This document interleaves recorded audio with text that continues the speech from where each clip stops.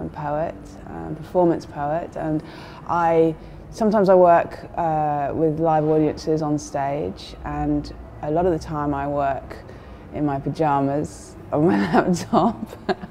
As a doctor, I do procedures on the heart most days of the week, so that's my specific scientific area. And I think, you know, Francesca, from her point of view, was perhaps interested in the heart in its wider connotations. When I came to do this, I did a search of the use of the word heart in all my documents assigned for poetry, and it came up twice in the last 10 years. So I wasn't that interested, you know, I kind of would have been much more interested, say, in the brain, or the skin, or even the liver. But I really liked Dave, and actually when I did the research necessary to do the podcast, I completely changed my opinion about the heart. What does it look like? On the outside it's sort of blobby and unimpressive, but on the inside it's fantastic, like a cathedral. I think firstly Francesca wanted to work out what it is I actually do, and I of course wanted to work out what it is she actually does. So I went down to Brighton, to the hospital where he works, and I got all scrubbed up and went and stood in the lab, and I saw him go through the femoral artery and put a new valve in a heart. There was one point where I thought, maybe I'm going to faint. That focus on the bits of work that perhaps are similar between what she does and what I do, and the bits that are very different, and I think gave her an opportunity to construct the podcast, you know, around that understanding. Obviously we're very different, we do very different jobs, but there's huge similarities. So Dave very much evaluates what his performance has been like. He really interrogates himself. He'll kind of think, how does this serve the patient? How is this best for the person? It's always about the people.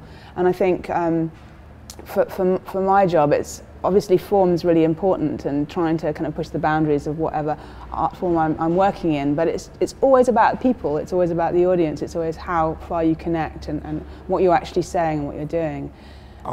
We get few opportunities to, if you like, analyse or think about what we do in greater detail, and of course some of it is quite emotionally draining.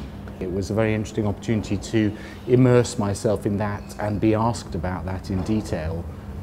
I'm used to working with live audiences, so people in some kind of collective experience. And with this, I suppose we tried to make it quite dimensional, so to try and get a sense of architectural space or three-dimensionality in it, so that you were kind of moving from one area to another. We do a bit of dialogues, we do a duet together. There's a couple of songs. Hopefully it's funny, and hopefully you learn a little bit about cardiology as well. I mean, there's a bit of science in there, or at least a bit of proper medical fact. I was thinking that I might be sort of advisor to the project loosely, and that it would be Francesca doing it. He was resisting it, but luckily I won, and he is now singing on the podcast. So. I enjoyed doing the song, and I enjoyed doing the just the sort of general discussion between the pair of us. So, Doctor, is it time? Yes. Play the song. And the drums are telling rhythm that will learn you if you listen, like your hormones and your proteins clearer than your intuition. Like if you're waiting at a station, but your pulse is motor racing, there's a chance that what you're feeling for that stranger is a main thing.